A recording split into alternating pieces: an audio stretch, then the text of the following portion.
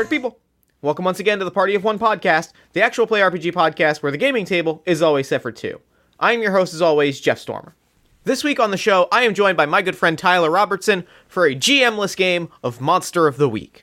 Monster of the Week is a game we played before on the show. It is a game that I'm very, very fond of. It emulates, well, Monster of the Week shows like Supernatural, Buffy the Vampire Slayer, Doctor Who, and Fringe, or, for the purposes of this episode, Dark Horse's HELLBOY comic series. You see, this is not just a game of Monster of the Week, this is a special crossover comic between HELLBOY and a very special property, very close to my heart, The Amazing Screw-On Head. You see, a while back, I had tweeted that I had absolutely loved the short-lived, one-episode wonder, The Amazing Screw-On Head, a Mike Mignola creation about a robot with a screw-on head battling monsters at the behest of President Abraham Lincoln. Side note, if you'd like to learn more about The Amazing Screw-On Head, I recommend checking out the episode that my good friends at the Stay Doomed podcast did on the episode. Stay Doomed is a podcast in which dear friends of the show, Noah Houlihan and Laura Prince, review shows that ran for one season or less, talk about them, talk about what made them great or terrible, and decide whether they should be renewed for another season or whether they should stay doomed. I really enjoy the show. It is a show that I am a fan of. I like listening to it. I like hanging out with my friends Noah and Laura for an hour every week. And I think their episode on Screw-On Head is very good, so I think you should check it out. There is a link to that in the show notes. Anyway, it turns out Tyler also loved the show and proceeded to make a Screw-On Head playbook, which you can find in the show notes. And once I saw it, it felt like the only option to play it for the show. And so here we are. Tyler is also the host of You Activated My Podcast, a Yu-Gi-Oh! Rewatch podcast, which you can find more information about in the show notes. And with all that said, let's throw it over to me in the past so that he can get started with the show. Take it past me. Thanks, future me. This week, I am sitting down with Tyler Robinson. Tyler, thank you so much for coming on Party of One. Jeff, thanks so much for having me. I'm so excited. I'm really excited as well. So, real quick at the top of the show, before we dive into our game, why don't you take a moment and tell the audience at home about any projects you're working on that you might want them to know about? Like you said, my name's Tyler Robertson. My pronouns are he, him. I'm a writer and podcaster and a recent transplant from the northwest of the United States to the northeast of England. So I write about that sometimes. You can find me at my website. It's tyler.games, or on anywhere your social media is found at tyler.games, but the dot is spelled out because that's how social media works. Sure. You can find me, if you like Monster of the Week, for example, or if you like what you hear today, I occasionally write Monster of the Week playbooks just for funsies. So those are on my website. And I also do a podcast called You Activated My Podcast, which is a weekly Yu-Gi-Oh! Recap podcast, because I like Yu-Gi-Oh! And my friend Jimmy very much does not, so I force him to watch it every week. A fitting torture. I think that's really best friendship in a nutshell is I'm going to make you do this thing that you hate every single week, and then we're going to record it. I believe is the true spirit of podcasting. Absolutely. And in my case, it's I'm going to move to a different country and make you watch it, and then you're going to prove to me that you watched it by a weekly book report. So like I said, you can find me tyler.games, or in my favorite and proudest purchase I've ever made in my life, welcome to flavor.town also works. This is for you. Thank you. This is for that purchase. I'm bowing. So, this week, we are playing a GM-less game of Monster of the Week. It is a particularly special game of Monster of the Week because of the characters that we're playing and the playbooks that we're using. So we're going to hold off on introducing our characters for a little bit. But before we dive in, I explained this to you kind of beforehand, and I think I'm going to re-explain kind of the structure of it, and then I'm going to give you kind of my pitch for how I think our story begins. Great, yeah. So the general way this is going to work is we are playing GM-less Monster of the Week. We both have characters picked out, statted out, ready to go. We are going to start telling the story together without kind of knowing where we're going. As we're pulling up kind of solve a mystery moves or things that require us to ask questions about the mystery that we're confronting, we will ask the other person and they will kind of just throw out whatever answer sounds interesting in the moment. Then, around the halfway point of the episode, when we either are forced into a direct confrontation with the mystery, or we feel confident enough, having answered enough questions that we think we can go through the checklist, we'll pause, we'll go through the mystery-solving checklist, piece by piece, fill out those answers, and then actually confront the mystery at the very end, at the back third of the episode, at our big climax. So, my pitch to you is... I think that what I'd like to do is basically since your character, who I'm holding off the reveal on until you emerge dramatically. Yeah, I'm wondering how you're going to explain this without saying the characters. I think that you're coming out of, like, a hibernation, because I think you've been tapped for a case. Oh, okay. So I think it's like a modern-day mystery that, like, you are being pulled out of your home, out of your timeline to, like, solve this mystery with us. Whether it has to do with you or it has to do with, like, or it's just a general mystery that we need your skills on, I haven't decided yet. What do you think about that? I love that. That's great. All right. Then I think that's what we're going to go with. Okay. So I think it is, like, the early to mid-90s, right? Like, it's that very kind of Dark Horse Comics sort of perennial 90s where everyone is very heavily inked in black. You know, we're all wearing brown trench coats for some reason. Because they're the most fashionable article of clothing a person could own, obviously. Sure. And where does our mystery start? Let's come up with a good, solid, like, mystery hook that can bring in at least our first of our protagonists, who can then tap the second. Yeah. Man, are you thinking like what's a spooky place? Are we getting spooky with this? What's a good spooky location that something, like, mysterious is happening? In Portland, where I used to live, there were, if you go far enough outside of Portland, there are these, like, orchards where the mist and the fog would hang real low. And I'm picturing something like that. I don't know where in the world, but some sort of just misty, creepy forest. Yeah, because I was thinking, like, there's a lot of, like, that Dark Horse aesthetic is a lot of, like, old ruins. Yeah. And, like, misty forest, so that's real good. So what I think it is we open on, like, two backpackers, like, walking through this wood, and maybe they see a shape, like, move between two trees, and they're like, what was that? And they keep walking, and we get a few of those Predator, like, camera angle shots. Ooh, and it's yeah. like, what the... And, like... And I think they come upon... Maybe it's like an altar or, like, a Stonehenge situation. Yeah, like where the forest has just been cleared by something, and then there's some sort of, like, stone something in the middle. Perfectly polished, like, marble obelisks is what I'm picturing. I love it. So it's not, I don't think it's that kind of ancient fey magic looking thing. I think it is too polished and too clean by half and arranged at angles that are slightly too geometric. Right, like it's been engineered. Yeah. And then, like, they're standing around and we see the front of them, right? We see them shot from, like, the panel is them shot from the waist up. And we just see, like, a figure rise behind them. And then two hands, one on each of their shoulders. Ooh.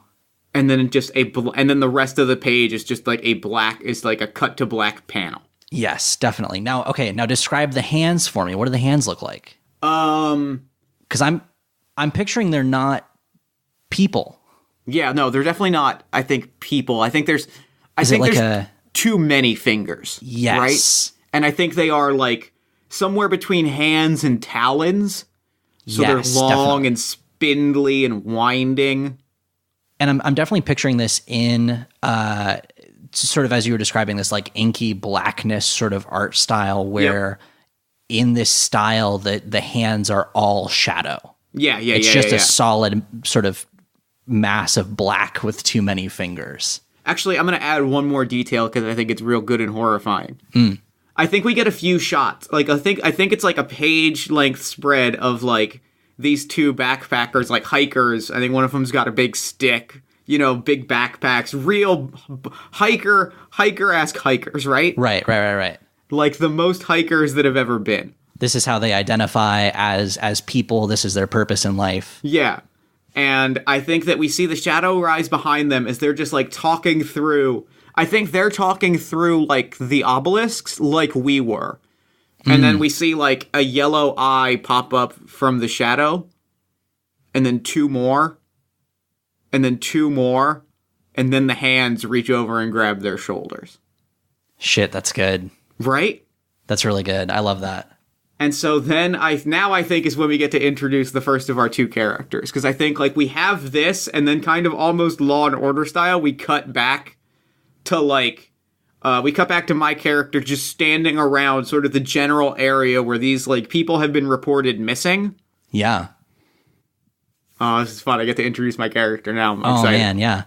Oh, well, here, let me set you up for it, because I think your character, the first sound that we hear as sort of the camera, I'm picturing like a crane shot comes down on the scene, sort of behind your character. We hear a walkie-talkie with a sound that modern walkie-talkies don't make. It's sort of that like beep, beep, beep, beep, beep, beep, beep, like old-time radio sound. And describe your character answering that call. I think what we see is, I think the panel transition is we see one of these yellowy eyes, and it sort of loses its shape, and sort of like wobbles and wafts, and it transitions into, we see the next panel is the butt of a cigar that is very stubby, and it's like that transition into the butt of the cigar being held in a big red mouth. As like we see the beeps are coming in, I grab it with my smaller hand, and we cut back, and I'm holding it. Yeah, I'm on the scene. What's up? So the voice on the other end is Tom Manning, who's the FBI sort of PR guy, basically. He's the one that sort of talks to the public, and he's radioing you, and you can hear a crowd behind him. And he's freaking out at you, and he goes, "Tell me what's going on. I've got people hounding me for a story right now. You need to give me something to tell them." Now, come on, Tom. People hounding you's your job. And then we pan around, and we see me, Special Agent of the Bureau of Paranormal Research and Defense, codename HELLBOY. Yes. Standing there, big stoned fist, brown leather trench coat, BPRD t-shirt, gun on my holster, holding my cigar stub in my big stone hand, but walkie-talkie in my other hand. Talking people's to your job. Finding and killing monsters is mine. You do your job, I'll do mine. Click. Walkie-talkie back on my waist. He like starts to say something right before you click, and it's just completely cut off. And I think we pan around, and we see that I am like around these obelisks, or around like the forest in general. And we just get that little like narration box, that little inner thought monologue box of just, all right, time to figure this out. We got 2 lost hitchhikers, an ancient structure, something mysterious is happening, and where there's something mysterious, that's where they send me. Yep, and I start like overturning stones and jabbing at obelisks and things like that. Yeah, I think that might be our first move of the day then. Do you want to do a investigate a mystery roll? I sure will. Awesome. So that's a roll plus sharp. All right. Should we say while you're finding dice what playbook you're running? Yes, I am playing the Summoned playbook, which is specifically a summon that is a monster that has been brought to Earth by the villains and has some vague sense of destiny, but is mostly just here to do a job. Right. It is explicitly in the rulebook stated as, if you want to play somebody like HELLBOY, you should play the Summoned. It is 1,000,000% HELLBOY. It's fantastic. So I am going to be rolling. Sharp -1. Cool. Okay. Because I am Charm -1, Cool +0, Sharp -1, Tough +2, and Weird +2. Oh, that perfect. feels right. That feels right. That feels exactly correct. I'm going to get into some trouble trying to talk my way out of things and have to punch my way out. That is an 11. Oh, Good wow. roll Okay, to start off the game. That's perfect. Yeah, so when you investigate a mystery, roll plus sharp. On a 10+, hold 2. 1 hold can be spent to ask the keeper one of the following questions. And then we've got a list of questions. So what do you want to ask? You got 2. Let me pull up my basic moves, actually. Great. I don't mind sharing this with you. I watched HELLBOY like this afternoon to try and prep for this, and the whole time I was thinking, man, I'm really glad that Jeff is HELLBOY and not me. I feel good. This is a character I feel very good about. All right. I'm going to ask I'm gonna ask, let's see, investigate a mystery. What is being concealed here? Oh. As you sort of investigate and move some of these, very well constructed, polished marble obelisks around, you realize that, even though it's not obvious from the ground, from the air, you would be able to recognize a pattern that they're forming. And it's not a pentagram. It's not, a star of any kind. I'm going to say it's like 9-sided. And it's like 3 triangles are overlaid one on top of the other, sort of offset, like on the x-axis a little bit each time. Yeah. And you kind of see that, I think, in a frame where there's a shot of just above, and you see, sort of your red head with the horns filed down, and you see maybe the tops of a couple other BPRD agents there. I don't know if anyone's there with you. If they are, they're probably not doing much. Yeah. I think I'm here by myself. I think this is one perfect. of those, like, I think this is one of those they've basically said, like, there's something here, we can't necessarily put our people on the field because we don't fully know what we're dealing with. That's great. So I guess my follow-up question then is, what happened here? Oh, okay. So once you kind of figure out this pattern is here, you see in the centers of sort of 2 of these triangles, sort of the 2 triangles on the sides, part of the underbrush has been brushed away, where the leaves and the grass are. And you can see the walking stick that we saw in a couple panels ago of one of the hikers, and not footprints, but sort of like if somebody on skis had walked through here, just these thick lines going away into kind of where the forest is, and then ending at the tree line. And you see, as you find this stick, maybe a glove or something has been left behind as well. So then, yeah, I think I'm gonna like, I look at the footprints and I think about, like, the structure of everything, and I grab back my radio and I, like, flick it, and we hear Tom Manning for half a second being like, "You've got something for me? There's a lot of people." And then I flick it, like, I change the channel on it. Perfect. Like, let him stew. Abe.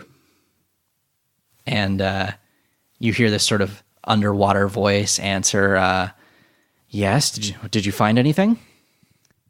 "Yeah, but nothing good. Something happened here. We're looking at something big, but more importantly, we're looking at something that has been here a while. This whole area is basically a monument. We're gonna need backup. We're gonna need somebody that knows the history of this area and the history of I don't know, weird shit in America. Better than anybody." Abe kind of lets a few bubbles out, and he's calling you from his tank phone. And he goes, "Well, big, mysterious, ancient ruins are sort of the BPRD's, soup du jour, as it were. But I'll see what I can do." All right, I'll meet you back at headquarters. I gotta think about some stuff. Manning. HELLBOY, what have you got? What did you see? Hold down the fort. Click. I'm picturing sort of a cutaway shot of Tom Manning on TV somewhere, and he's just saying like weather balloons and swamp gas over and over again. And then, like, I think we see the TV of him explaining all of this. We cut back to BPRD headquarters, where I think I am being briefed. I'm being briefed on our expert on matters uniquely American historical.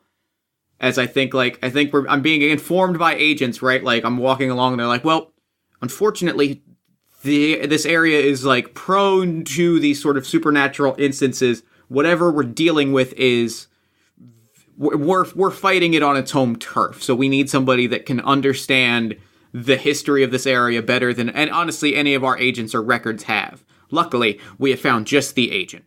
Hellboy, meet your new partner. And I think what we see, what do we see specifically? I'm picturing like a coffin opening. You know what? I think it's better than it might be better or worse than a coffin. You know those like those metal coffee containers, like the Folgers cans? Mm-hmm. I think it's just a big one of those that's got like a crummy plastic lid. Mm-hmm. And it looks like it's been buried for, a century, right? Yeah. And somebody walks over and one of the agents puts on these sort of white cotton gloves and he cracks the seal on the plastic lid. And as the camera sort of pushes up towards the top of it, and I think it really is honestly just like a coffee can, you look inside, and inside is a dull gray metal head with, instead of a neck, a long screw. And two yellow eyes sort of blink to life, and the head inside goes, America needs me. Hellboy, meet your new partner. The amazing screw-on head. There are two histories, one that is told and one that isn't. I, Abraham Lincoln, do order that America's strangest, most secret histories will only be recorded in one book. These are the adventures of the amazing screw-on head. We cut back from the end of the theme song, and Hellboy... we just watched the cigar fall from his mouth, and he just mutters, "You're kidding me." And Screw-On Head is being sort of pulled out of the can and placed on a little pedestal by one of the agents. And you're sort of getting the brief, right? Like somebody's telling him what happened, and he goes, well, yes, when we... proposed westward expansion, we knew that there would be ancient civilizations out there that would most likely reappear. It's not surprising that one would appear... I'm sorry, what year is it? It's 1996. 1990. Well, that does match many of the astrological calendars that I studied before I went under, but it has been a time. And he sort of looks around. I'm going to need a body. All right, I believe that is one of your moves, is it not? It is, in fact. So I am playing the amazing Screw-On Head sheet that I wrote, and this is the first time I've been able to play a playbook that I wrote, so this is exciting for me. When the game starts, I get a new body. That's kind of Screw-On Head's main deal, is he has detachable bodies. When you get a new body, I get to describe its look and select 2 moves that I get to take. I'm going to say, and I know you've got the sheet pulled up here as well, I'm going to say that this body has a portable library, and I'm going to say it's got a jetpack. Okay. And then I've got, we'll just say a fist for now for my piece of gear. And then I'm going to take that first list of ratings. Unlike other Monster of the Week characters, I get a new set of ratings with every body. So I'm just going to take Charm -1, Cool -1, Sharp 0, Tough +2, and that should be Weird +2. I am just going to real quick pick my moves. I'm going to go with what are you looking at and should I feel that? My gear is a super hand cannon with a big sword. And you're taking the super hand cannon, not the red right hand? You're right. I didn't even see the red right hand. It's got to be the red right hand. the one that's literally the "Hey, look at me, I'm Hellboy." and then the hand magnum, and a big sword. All right, perfect. Great. So I think I'm also gonna call for an investigate mystery move from you, as you're kind of rattling off these factoids about the neighborhood, so to speak. Yeah, absolutely. So let me go ahead and roll for that. That's going to be just +0. Found my dice here. I got my heaviest metalist dice here to roll, so we'll get that good audio. And that's going to be a 9. All right. On a 7 and 9, hold 1 and ask 1 question. Great. I'm curious about what it was going to do. I think we actually, like, you're rattling off sort of these factoids, and I think we cut back, we get, like, a brief shot. I think I know exactly what we see. I think we cut back to, like, the area itself, right? Like, the forest. Okay. And I think you're looking around, and you have this flash of recognition, and we get the briefest shot of, like, flashback to, like, 100 years ago. 1896. Where you are here, and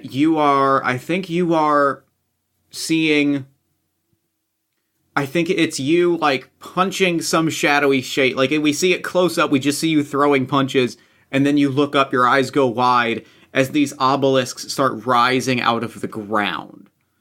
And, like, whatever this is, has put these here, has built this, was trying to, like, summon them from beneath the earth and raise them into the skies. Ooh. And I think we just see that flash of those obelisks starting to, like, shake and lift up as we cut back. That's great. So I'm picturing, like, I'm sort of the portable library I'm picturing is basically just like a shelf in Screw-on-Head's chest that he sort of opens, like a sliding door, and has got some books in there. And because I've got the portable library, I can ask an additional question. And I'm going to ask, what sort of creature is it? What sort of creature is it? I think what it is specifically is, like, kind of... There's a D&D monster that, like, I kind of have in my head, that just popped into my head. That I, like, for some reason I'm seeing beaks, and I'm seeing brains. So I'm kind of picturing, like, a grell. Okay, which is like a brain with a beak and tentacles. Yeah. But, like, with big yellow eyes, but a lot of them. Right. And, like, a lot of So imagine, like, for lack of a better term, like a rat king, where, like, the theoretical thing where the rat tails get tangled together and it's, like, 8 rats. Oh, but for these brain things. So it's just eyes and beaks and tentacles, and it is like just that. It's just that. We get this briefest shot of this, like, towering mass of eyeballs and brain and tentacle that you are just lobbing haymakers at. Yeah. And, like, it starts to scream, and that's what raises these obelisks. All right. Boy, that is creepy as hell. All right. Right? I love Freak it. myself out there on that one. Great. So Head kind of gets this, like, distant look in his eyes, like, if this is what I fought a century ago, then... And he kind of looks at Hellboy, and he looks at the giant fist, and he goes, well, I'm sure glad there's somebody else here to throw the punches. Yeah, well, I'm glad there's somebody else to do the other stuff, I guess. The protection of liberty. Yeah, that. Well, let's get started. All right. And I think, I think I am just now, like, kind of actively, like, knocking over obelisks and starting to, like, pick them up and shake them and actively be like, if this is supposed to be a weapon, we may as well know what it's supposed to do. Right. And he's kind of tossing them around a little bit. And I think they're lighter than they seem like they should be. Oh, yeah. Well, I mean, especially if they were being lifted up, you know, sort of into the air. Yeah, I know. I think Head is looking around and he goes, I definitely saw these come up from the ground, but for what purpose I could not tell. And he sort of puts his hand into a like an open palm and begins shoveling sort of at the earth near the obelisks, trying to see what might have been underneath. So let's both make investigate mystery rolls, I think. Yeah, that sounds great. Yeah. 7. Good. And Very I got good. an 8. I think I got a 6, which I'm very excited Oh, about. boy. Let me double check. All right. Yes, I got a 6. Great. So ask your question, and then from there you get to do some fun. You're gonna get to do some fun stuff. Yeah. Okay. I'm gonna ask. Where did it go? I think you remember sort of pushing it into. You remember punching it. It fell into one of these obelisks, and like the obelisk shook, and suddenly like the obelisk and the creature disappeared, and everything kind of collapsed. It is as though like the obelisk itself like transmuted it or transported it to another place that it had been gone for centuries. Oh, I see. Okay. Like that each of these obelisks could perhaps teleport someone, could perhaps contain some sort of cosmos. It is unclear. Right. But it struck it, and then suddenly they both just whoop and like burst away in a cloud of purple smoke. Yeah. Then I think for added creepy detail, like burst of purple smoke that then like lingers in the air and then sucks into a single vortex point and then is nothing. Ooh. Yeah. Okay. I like that. So, boy, you rolled a 6, huh? Mm-hmm. All right. Well, let me take a look at the keeper moves here. I don't want to start too.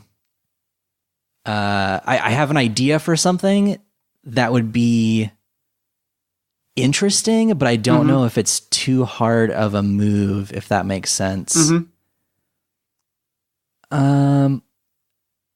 Because I have a general thought or two but it sounds like you've got an idea. Well, so the thing that I pictured at first, up until you said that last bit, the thing that I pictured at first, and I think this happens as Hellboy rests it's his right hand, right? That's the larger one. As he rests his right hand on one of these obelisks, it starts to shake. And a sound comes from it, and it sounds like, you know when you roll dice in a cup and you hear that kind of hollow rattling sound? Yep. It's like that. And as you kind of maybe take a step back to look at it, a crack starts to form from the bottom of the obelisk, moving its way, just this sort of solitary single crack, slowly winding its way upwards. I think I'm eating a sandwich. I think as this is happening, I have pulled out like a hoagie. I was going to say, is that a move? No, just I'm literally like, as this is happening, I think we get a flashback, and like why I'm resting my hand is because I've just kind of sat down and I'm like, yeah, you do your thing, Doc. This is why we brought you out. Damned if I can figure out what this is. That's great. That's and great. And then like yeah. the thing just cracks up to my fist. Exactly. And the thing that happens is the crack starts to split, and a single black tentacle appears from inside the obelisk. That rules. I think I'm also... I think I want to throw in a move just to throw in a move. Do it. Because I kind of want, like, at this moment... Because I think making whatever final confrontation we run into a little bit more challenging is... I would love if there were some bystanders on the scene. And so I think it is quite literally like the park rangers. Oh, obviously. Yeah, like, that makes sense. Like flashlights and like mud boots on, like looking around, like, you know, they have organized a search party of the park rangers, and now they're just wading through just at the worst possible moment. Oh shit! Yeah, so you see them like as you're eating your sandwich, kind of cresting the hill, and then at first it's like, oh no, they're gonna see us, and then it's, oh no, they're gonna see this thing happening. Yeah. Yeah, absolutely. What do you do? I think I kind of just like drop the sandwich in the mud and I look at it for a second and I'm like, oh, it was really good. It was a good okay. And I get up and I'm like, hey boss, hey doc, we got company. And I shake out my hand as though getting ready to basically like shoo them off. And as I'm shaking out my hand, I look down and I see the shadow tentacle rising from this obelisk, and I'm just like, Doc, we got two problems. And Scrowan Head kind of spins his head around in his body and sees the two things that you're talking about, and moves at the egg to try and I think I'm going to try and not destroy it necessarily, but move it sort of into the brush, sort of out of eyesight for sure. Okay. I think I'm going to call that act under pressure more than kick some ass. Okay, yeah, that's kind of what I was thinking too. Yeah. All right, so act under pressure is plus cool. Great, so that's going to be a -1 for me. Wonderful. And, oh, Jesus. Well, you wanted things to get interesting, so that was a 4. All right. So I think that I'm going to make the bystander move here of try and help the hunters. Oh, good. Which is, I think they like run over. I think they're like, hey, who are you? Hey, what are you? And they like run over. I think one of them draws like a taser. And they're like running in just as this thing starts to really crack and more tentacles come up. And I think HELLBOY sees over one of these like park ranger's shoulder, another obelisk is starting to crack, and like a tentacle comes out and just begins to goes to wrap around the throat of this park ranger. Oh boy. Yeah, well, yeah, that would happen. Great. Does HELLBOY want to step in here, or Yeah, I think I'm just gonna try and cold shoot the the tentacle that is trying to attack this park ranger with my giant 45 or 50 caliber pistol. Great. So as I'm doing that, what are you doing?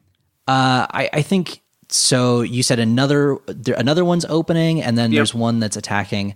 I think what I'm going to do at this point is just straight up grab one of the other ones and see if I can sort of move it out of the formation that they're in. Okay. I don't know why. I don't think there's any sort of thought put into that. It just kind of is something that would feel right for Screw-On Head in the moment. Mm-hmm. Just to save one of them if they're... Are they hatching? Is that what's happening?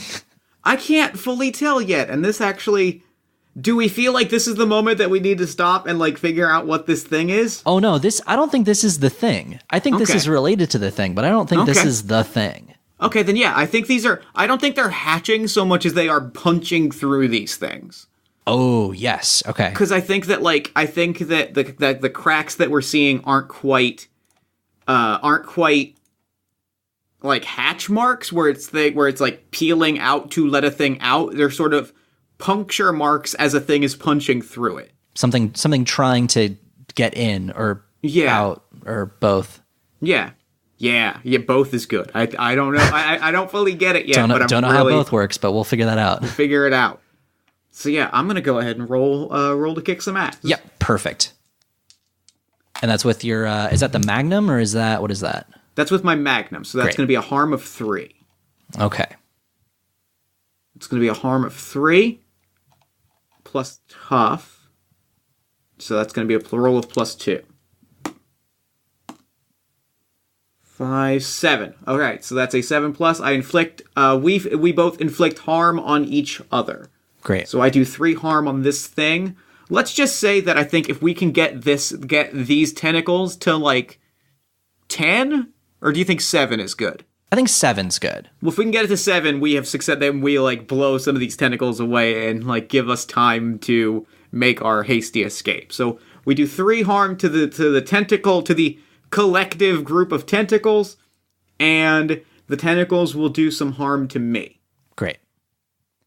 What do you think is a good amount of harm to do? I was going to say, because like I said, I don't think this is the thing. I think this is like thing adjacent. So I was going to say like 3 harm maybe, because it's just like a tentacle kind of coming out and it like tries to whip at your hand, right? Yeah.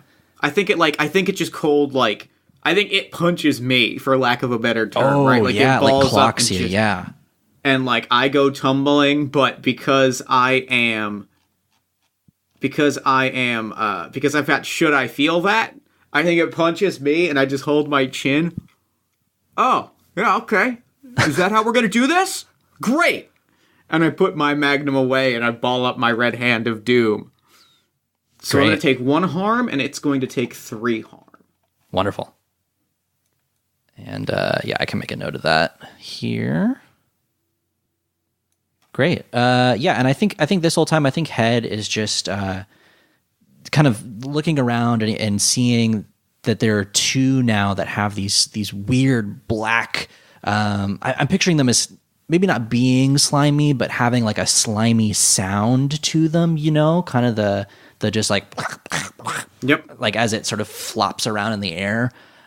Grabbing one from maybe the opposite side of this pattern and trying to lift it and get it away, I suppose. So I'm gonna call that some more acting under pressure. Okay. Did we bring? I'm picturing we brought like a van, like a BPRD van. I think there's an indiscriminate van, right, or a nondescript van, just sitting slightly off, like out of the swampy marsh that we're in. Right. Yeah. I can picture exactly what's painted on the side. It was actually a van that I saw this morning. And it's something like Park Restoration Group. And it says in like a cursive script, like bringing the trees alive. But it's all slightly crooked. Yep. Oh yeah. It's been sprayed on a stencil. Exactly. It's painted over like, you know, an ad for a falafel cart or something. And the van is just rusted and it just looks real bad. Right. It's the van of my dreams. Yep, exactly. Okay, so act under pressure, you said? Yeah, it can be an act under pressure. Okay. So that is going to be a 5. Great. Good. Yep, it feels good. It should feel real good. I think, I think what's going to happen is, I think you pick it up and I think you move it out. But, like, as you're picking it up, like, you hold it, and the punctures in it have made the obelisk so brittle that, like, you lift it, and, like, the effort it takes you to kind of heave it up, your hands shatter into the thing, and you start feeling yourself pulled towards this infinite abyss as the tentacles are pulling out and, like, grabbing you. Oh, there it is, the out and in. Yep, I'm going to say take 3 harm. Jeez, all right. Okay, 3 harm. Perfect. I will say, so for the Screw-On Head playbook, when I reach 4 harm, my body is destroyed. And there are special rules for when that happens. Very good. I'm very excited.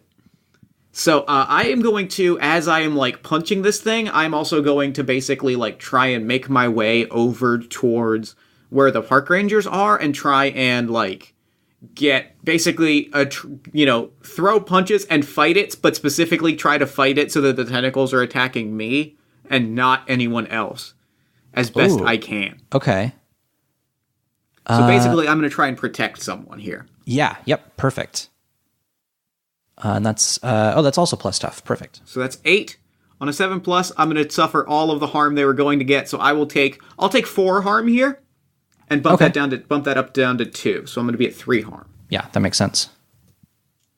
So you are half inside of an infinite abyss and are being swarmed by tentacles that are, like, stabbing you. Yeah. And I think because you're Screw-On Head, we're able to, like, really get violent with it because the body is, like, aluminum and is, like, metal. Oh, absolutely. So we're getting panels of you just impaled with tentacles and, like, your arm is getting crushed. Right.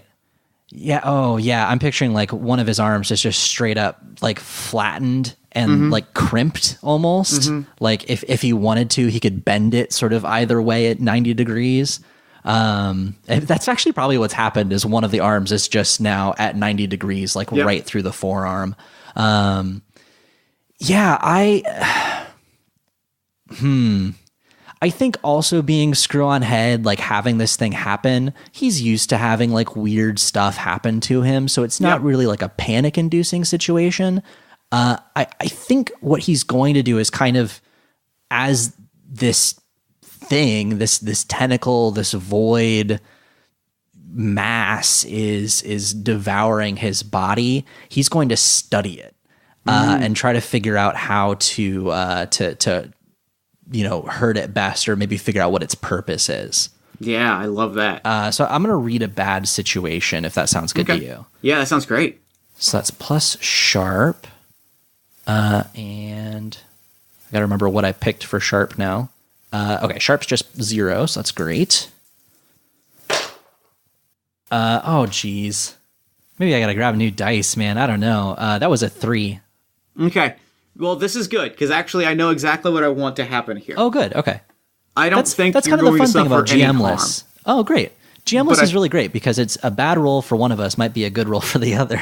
Because what I think is happening, I think happens right now, is like, I think we're both in a position now, like, I am, like, clobbering these tentacles, they have, like, grabbed me, the obelisks that I'm in front of are starting to shatter, and I think we are both, like, pulled into the abyss. Perfect. Is, like, where I think this goes next. And I think this is when, I think whatever is waiting for us on the other side of this, whether it knows we're coming or not, is the thing, right? Yeah. Yeah, absolutely. And I have a pitch for you for what the thing is, if that's okay. Yeah. So we remember at the beginning, we said this is sort of this tentacly brain beak creature with too many eyes. We see as we're pulled into the void, this sort of like, purplish, blackish, swirling void. We see that thing at a distance, and we see it through a window. Mm-hmm. And that window is shaped like one of these obelisks. Mm. And through the window, we see... Where do we see? We see someplace on Earth. And I think we see buildings, and we see like a skyscraper in the background, and we hear the sounds of traffic. And these tentacles that have pulled us in and are coming out through the obelisks all swirl around us and are large and looming in our peripheral vision, all connect back way off in the distance through the window and out. Mm-hmm. And he's pulling the tentacles back. And you see the tentacles start to get pulled out through the window. Mm-hmm. And you hear through the window a woman scream. Mm-hmm. And I think I'm just, without like hesitation, I'm like floating, and then I kind of almost start to swim, but I just like dive hard towards this thing. Yep. Yeah. I think we do the same thing. Yeah. I think we look at each other for a moment, because actually this is a question that I have, and it probably won't come up, but it's important to ask it because it's one of my moves. Because I have the move Freakish, I am weird and people react badly. I cannot manipulate someone until I have proven myself. So the question, and it includes the hunters, it is up to them if I have... Do you think that I have proved myself to Screw on Head? I think you have, and I think you have only because of the way you fought the tentacle to protect another person. Mm-hmm. I think up until that point, Screw on Head was like... questioning of Hellboy. Okay. But yeah, no, I think that moment was when you like proved yourself to Screw on Head. And now, especially as we like look at each other and sort of dive towards this whatever it is through the void. And so, okay, yeah. So I think if we dive towards the void and we come out in Hoboken, New Jersey. Perfect. Because I feel like it's always in Hellboy, like Hoboken, New Jersey. Absolutely, I can't confirm that, but that feels right. I mean, I just watched the first Hellboy movie, which takes place almost entirely in Newark. So yeah, I think you're right on. Yeah, so we come out, and this thing it's huge. It has, you remember it being large, right? Mm-hmm. But it has grown for 100 years of just like steady expansion and steady growth. And now, as we're staring at this thing, I think it's the size of a small building. And we're both just staring at it. I grab a cigarette out of, like, a pocket and light, or a cigar, and I offer you one. I'm like, do you smoke? Can you smoke? Scrawnyhead kind of looks at the cigarette, and he's like, I have no idea what this is, but it's never stopped me from trying before. It's called a Cuban cigar. Don't tell anybody that, though, because they're technically illegal. Right. And he sort of, like, puts it in his mouth and doesn't do anything with it. That works. And so I think we stand there for a second. And the first thing I'm going to do is, before we go through the checklist and actually make this thing, I am going to spend a point of luck to get my, well, screw you move, which gives me +1 ongoing to one particular monster, which is this thing, until it is dead. Oh, great. However, because I have used a point of luck, and because I am Hellboy and therefore destined to bring about the apocalypse, I'm going to ask you to look at the summoned playbook and choose one of the signs of the apocalypse that is coming into pass. The one that has already been revealed is that an army of monsters has risen. Because that's like Hellboy's whole deal, right? Is he is bumping back at the monsters that bump in the night. Right. So I think that's the sign of the apocalypse that has already come to pass, that has already been revealed. Right. So what is the sign of the apocalypse that, like, we feel in the cosmos, or that emerges, surrounds this moment as we stare down this thing? Well, I think, and this just may be the obvious answer, but I think it has to be Ancient Evil Reborn. Mm-hmm. This this thing, this ancient, once sleeping, unknowable one, being from beyond the stars, right? Right. It's back. Unknowable Beast 2, Electric Boogaloo. Mm-hmm. And so now I think it's time to go through the checklist before we fight this thing head on. Great. I think actually before we do that, I was wondering whether or not to do this. I think as we kind of have this moment and like realize that like, okay, it's another sign of the apocalypse, Screw-on-Head pulls out a radio handset that I think is just sort of attached to this body, right? Mm-hmm. And he presses the button on it and he says, Mr. Groin? And on the other end, you hear a, yes, I need a body. And I'm going to use my move, Mr. Groin, I need a body. Way, sir. And I am going to call for a new body. So when I switch to a new body for any reason, I erase all harm that I've taken and roll plus cool. So I'm going to do that right now. And that's going to be a 5. Okay, so you can keep your new body, right? But the keeper places you in a difficult spot to get it, right? So I don't know if you want to do that now or maybe after we go through the checklist. You put me in that difficult spot.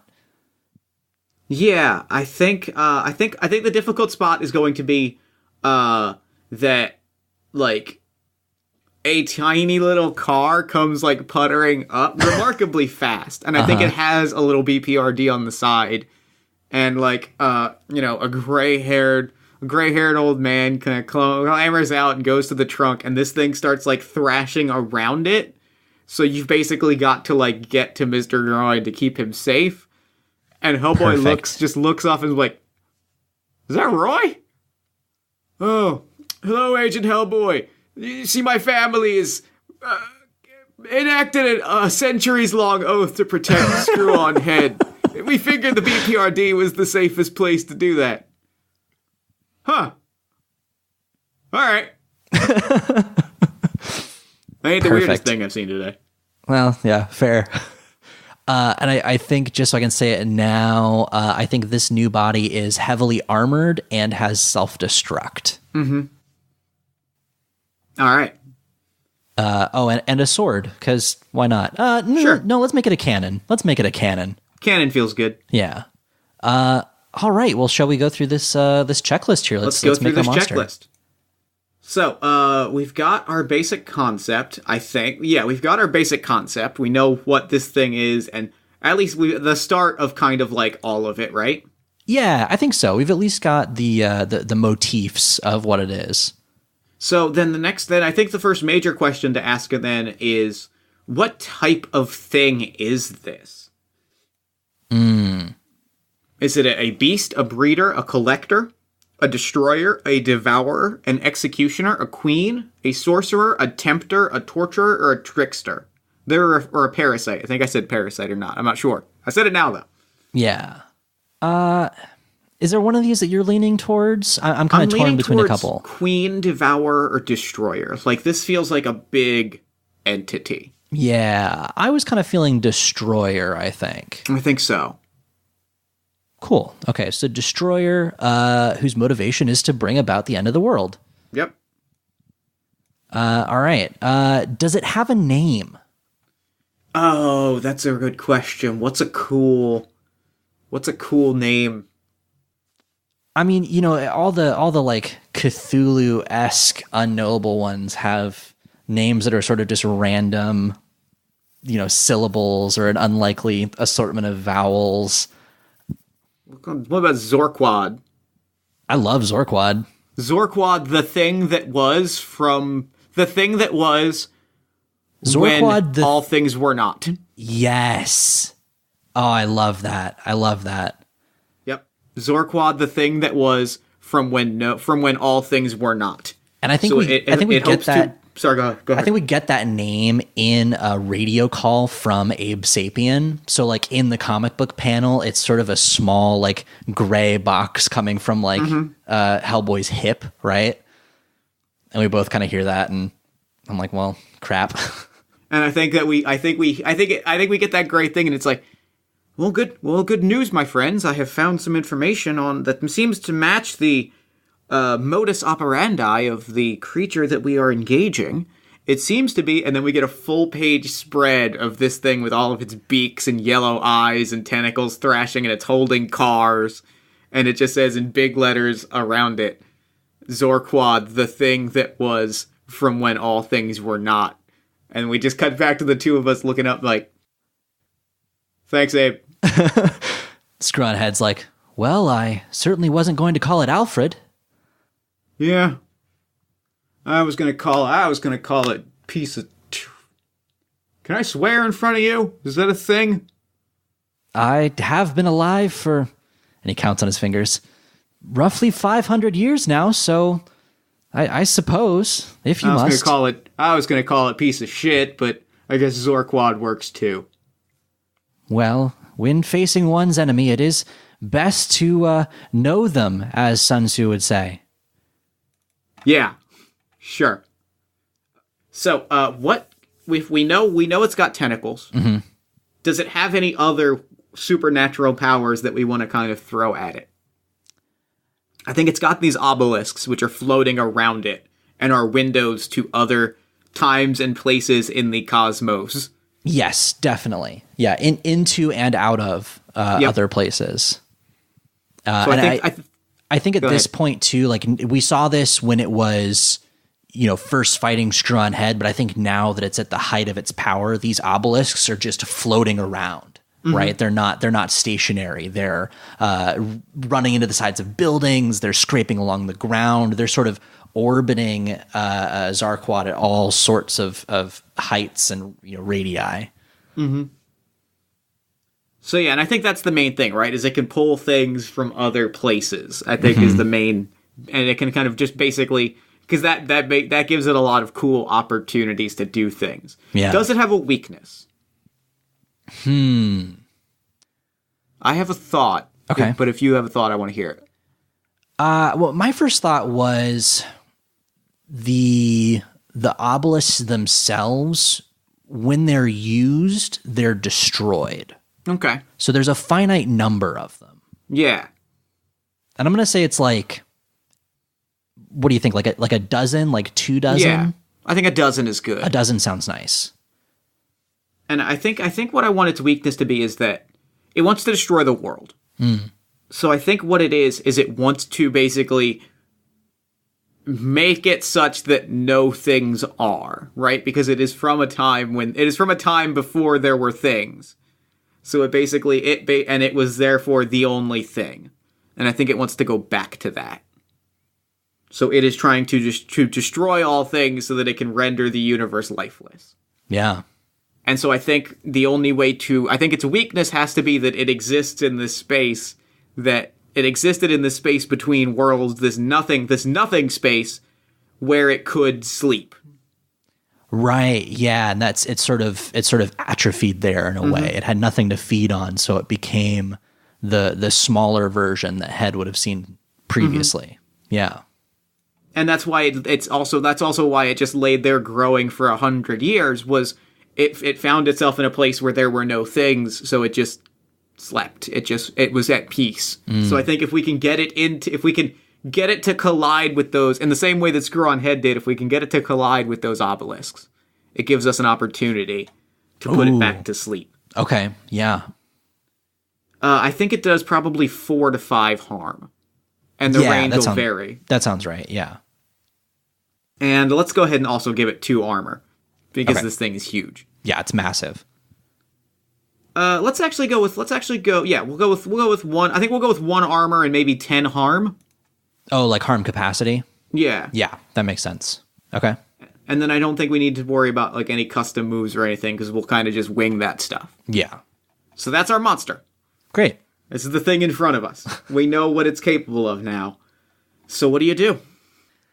So I think the first thing that Head has to do is navigate around this writhing mass of tentacles, these tentacles that are sort of slamming into the street from above to get to the small car that Mr. Groin, or I guess the grandson of Mr. Groin now has brought with the new body. And I think I'm actually going to help out with this. Okay. By shooting, by taking pot shots. Perfect. Taking pot shots and just yelling at it, just screaming at it repeatedly. Right, yeah. Because if we all know one thing about unknowable ancient beasts, it's that they're really, really prone to taunting, and they have thin skin. Okay, cool. So I guess I'll make that an act under pressure roll. And do you want to do a help out roll? Yeah, I got a 7, so that'll give you a +1 and expose me to danger. Okay. Which makes perfect sense. That's exactly what I'm doing here. Great. And I rolled a 5, which would be a 4 actually. So a 5 with your help. So we're both exposed to danger. But what happens? I think you're fine. You're probably off in the distance. So I don't know that you would take any harm necessarily. But what happens to Head? I think you're running over, and it basically throws a car at you and crushes the body that you're in. So, it will take even more. I think it'll take another act under pressure roll to avoid, like, taking, irreparable harm to your head. Right. Okay, cool. And then I think, so as the car is flying, I think then, because you open yourself up to this danger as well, I think that same tentacle that throws the car, like, knocks into a building, and the rubble from that hits your hand and actually knocks the magnum out of your hand. Okay. So I think I get up. I think, like, the magnum is crushed now, and I'm like, that's fine. I'm gonna have more fun with it this way as is, and I, like, punch my big red hand into my other hand, and I start just, like, shaking it loose, and I'm like, this is probably more fun for both of us. And I run, and I just, like, Superman punch it head on. Oh, that's great. So I'm gonna roll to kick some ass as you roll that act under pressure. Right, I'll roll an act under pressure. When acting is just the head, which is a thing that I can do, all of my rolls are -1, basically. Okay. I got, that's a 8. I also got an 8. So what I will say is you take 1 what I will say is your new body takes, I think, after arm. We'll call it 3 harm. So after armor, it'll be 1 harm. Okay, perfect. That's great.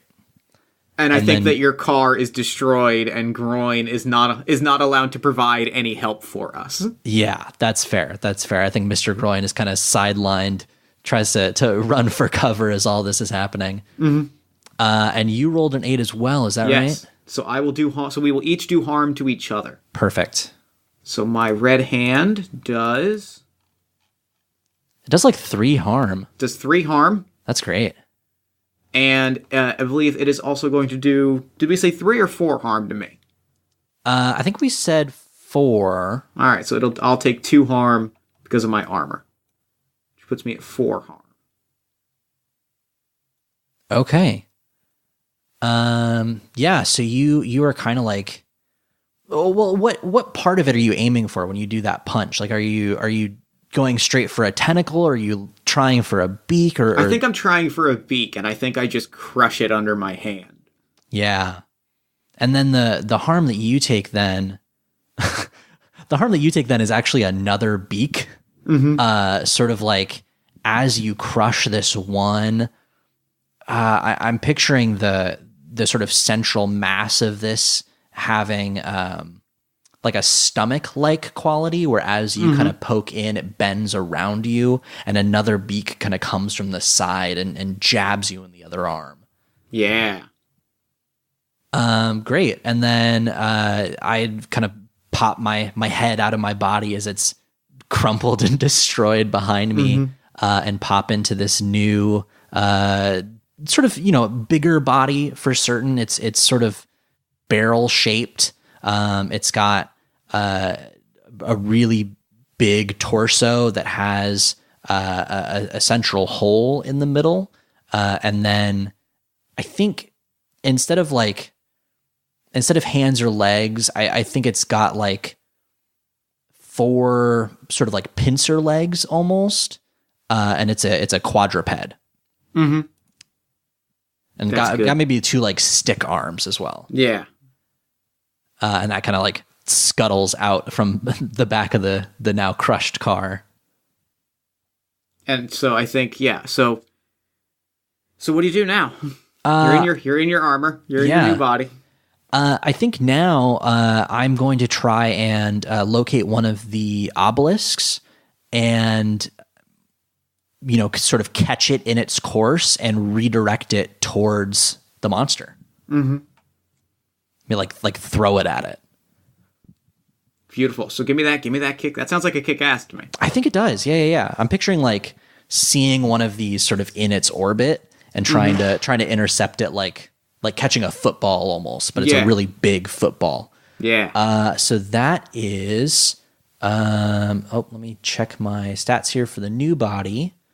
That's going to be tough 0, so that is an 8.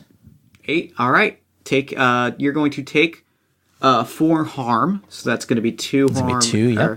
After your armor. Wonderful. And you're going to deal your harm back to it. Okay, and because this is, how would you call the harm on this? Because this isn't necessarily like a piece of gear that I have. This is sort of a improvised weapon almost. Actually, what I think we can do, because I have a move for throwing large objects, an optional large object on mine. Oh, okay. Let's just call it. Let's call it. After you inflict, so we'll just use the mayhem rule that is on the summon playbook when you grab a nearby large object and use it. This is a car, right? You said car? Well, I was picturing like one of the obelisks, like grabbing it itself. In that case, yeah. Well, in that case, I might not even call it harm. I think that's just engaging its weakness. So I think what it does is maybe it like strips away its armor and then does it like whatever your normal attack harm would be, but it also strips away that armor that it has as it is being pulled into this abyss. Oh, I love that. Yeah. So that would be then 3 harm. Okay.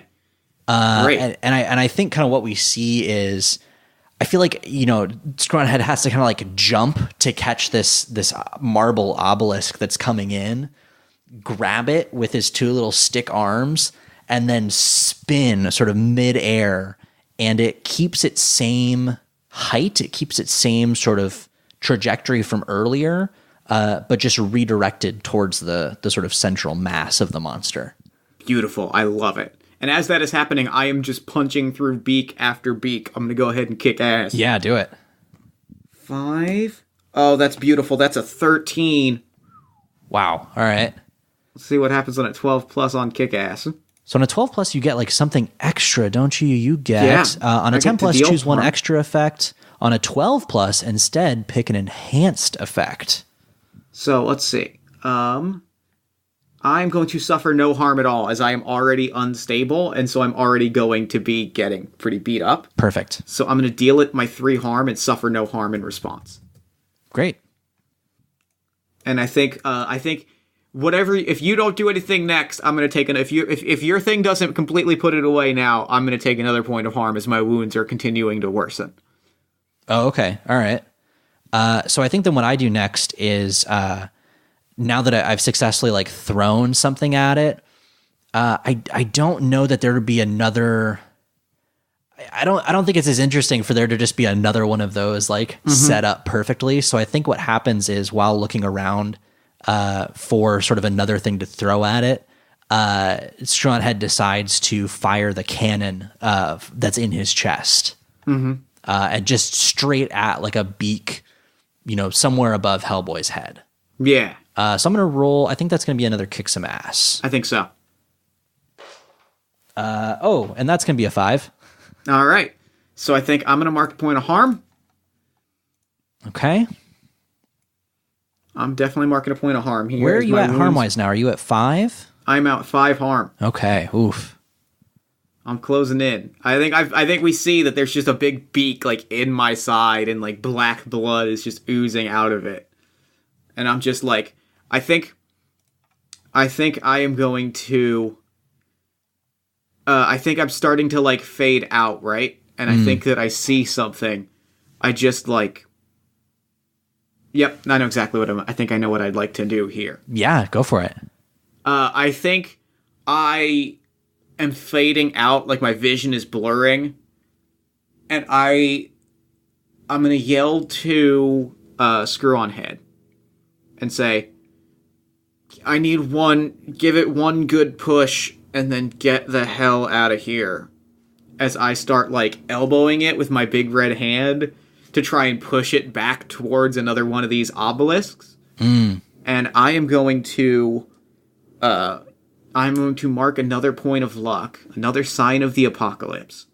Ooh, to basically kick some ass, get a 12 plus and send it into the abyss. Yeah. Okay. Actually, I think even not even saying I need another push. It's just I think I'm just like, give me a minute, and like my vision is fading, and I start knocking it in. So I think what I'm going to say is I'm going to mark a point of luck and mark an abyss, and then see if you can essentially dramatically pull me out at just the right moment. Okay. All right. Yeah. I think this is the portal opens, right? I think it is. I was just looking through the apocalypse signs. I think the portal opens. Yeah. As I think I am being put through the portal, and I think that is what like opens it to this big cosmic space beyond time. Yeah, and I think how it happens too is you sort of like knock it with enough force to actually push the body into like 3 or 4 of the obelisks, not just one. And you see from behind it sort of all of them open at once and become a much larger hole that it and you start to fall into. I think on seeing this, as sort of the tentacles are falling backwards into the abyss, for lack of a better word, Screw On Head is going to run towards you and try to at least get close to you as these tentacles are like flopping around. Give me act under pressure. All right. Let's make sure I get my stats right. Yeah, awesome. This body has cool +1, so hopefully this will go better. That is a 6. No, 7. 7. Whew, okay. 7. I think you're able to get around, like you're able to get your body around mine, right? Yeah. But I am too tangled up for you to pull me out without drastic action. Okay, that's good because I know exactly what that drastic action is. All right. What are you wearing right now? Not Jeff, but Hellboy. I think the same thing I'm always wearing. I think the trench coat has been thrown aside. I think when I was shaking out my fist, I like cast it off and like squared up. So I think it's just t-shirt, jeans, and like tool belt. Great. Okay. So as Screw-On Head's sort of like beefier body slams into the side of this weird void beast, he kind of looks at Hellboy and starts to shimmy down a little bit. And he says, "Now don't make this weird," and bites Hellboy's tool belt in his teeth and ejects himself from the body. Okay. And do you remember earlier when I said this body has self-destruct? Mm-hmm. That's exactly what happens. Yep. I think it blows up. The thing is torn into 3 different obelisks, and it appears to like tear it to shreds. But we all know better. We all know Portal's better than this. And we're just watching this swirling mass of like crimson and yellow and purple just swirl around and slowly like it doesn't close into that vortex point. It just kind of like slowly like fades into the colors of a sunset. And we just have to look up and acknowledge like, yep, those walls are open now. Things can now move a little more freely between our world and other places in the cosmos. And I think as Hellboy and Head kind of have this realization back on the ground, I think a homeless man comes up behind us and saw the whole thing and is like kind of dumbfounded, and maybe gives Hellboy like a side-eyed look. And I think Hellboy like giant beak embedded in his side, right? Yes. Like, I think he stands up, picks up his coat that is exactly at his feet, and just says, "It's cold tonight, buddy. Here you go," and throws him his jacket and, like, carries Head in his hand off, like, in his arm off, as he's just, like, limping away on his cloven feet. And the homeless man just kind of, like, puts on the jacket and is like, "Okay. You know what? He ain't so bad." And I think, what's the last thing that we see? Or what's the last thing that we see? What's the last interaction we have before they put the lid back on you? I think the last interaction between Head and Hellboy is... Oh, you know what it is? So it's... Head is sort of getting ready to, kind of go back into hibernation, but he gives Hellboy the coordinates for a locker. And in that locker is the original BPRD badge. Like before it was even the BPRD, when it was, and I'm going to forget it now if it ever existed, it was the organization that Screw-On Head started. It's never given a name, but yeah, it's absolutely just like the Office of Paranormal Affairs or something. Yeah, and I think in it too, is a book. Mm-hmm. And the preface of the book says there are 2 histories. Mm-hmm. One that's told and one that isn't. I, Abraham Lincoln, do order that America's strangest, most secret histories only be recorded in one book. These are the adventures of the amazing Screw-On Head. Signed, Abraham Lincoln. And I think Hellboy is just looking at it with the cigar, for a very long time. He pulls the cigar out of his mouth. Well, shit. And I think that's game. I think that's game. That was so much fun. That was awesome. Oh, that was great. I loved that. That was really good. Oh, that was fantastic. Thank you so much. This was amazing. Thank you, and thank you for making the Screw-On Head playbook. That was a ton of fun to play with. Yeah, I love this so much. That was really good. Dang. Tyler, thank you so much for coming on Party of One. This was a delight. Thank you. Thank you for having me. Oh, and thank you, too. I don't know if we said it. Thank you to Steve Hickey, who wrote the Summoned playbook. Yes, thank you to Steve Hickey, who wrote the Summoned playbook, because it is also it is a spectacular little, like, Hellboy thing, and it is amazing. Wonderful. So real quick, before I wrap up, where can people find you and your work online? Yeah, you can find me on my website. It's tyler.games or welcometoflavor.town, or on Twitter at tyler.games, but it's Tyler DOT Games, because Twitter and dots don't work, apparently. Yeah. Well, thank you for coming on the show. This was an absolute delight, and now I'm going to throw it over to me in the future so that he can wrap up with the show. Take it, future me. Thanks, past me. And thanks again to Tyler for coming on the show. That game was so much fun. It was an absolute dream come true. Be sure to download Tyler's amazing Screw-On-Head playbook for Monster of the Week and tell your own stories of the amazing Screw-On-Head. And also be sure to check out You Activated My Podcast. You can find links to all of that good stuff in the show notes. And be sure to follow Tyler on Twitter at tyler.games. Then while you're on Twitter, follow us at Party of One Pod. Then like the show on Facebook at facebook.com/partyofonepodcast. Then join our Discord community at bit.ly/partyofonediscord. If you enjoyed the show, consider leaving us a nice iTunes review, a social media shout-out, or word-of-mouth recommendation. Any of those tiny, small, little gestures do a tremendous amount in helping the show grow, expand, and find new listeners, and help us do bigger, better, and cooler things. You can also consider backing me on Patreon at patreon.com/JeffStormer, which supports the podcasting, game design, community management stuff that I do. It gets you cool rewards like early access to episodes. It's a great deal, and I think you should back the Patreon. I think it's good. That's all I got to say about it. If you enjoyed this show, I think I got another podcast you just might love. It's called All My Fantasy Children. All My Fantasy Children is a podcast on the One Shot Podcast Network, in which my best friend Aaron Catano Saez and I take a listener-submitted prompt every week. We spin it into an original fantasy character, and we populate a shared fantasy universe one story at a time. You can find new episodes every Friday at allmyfantasychildren.com.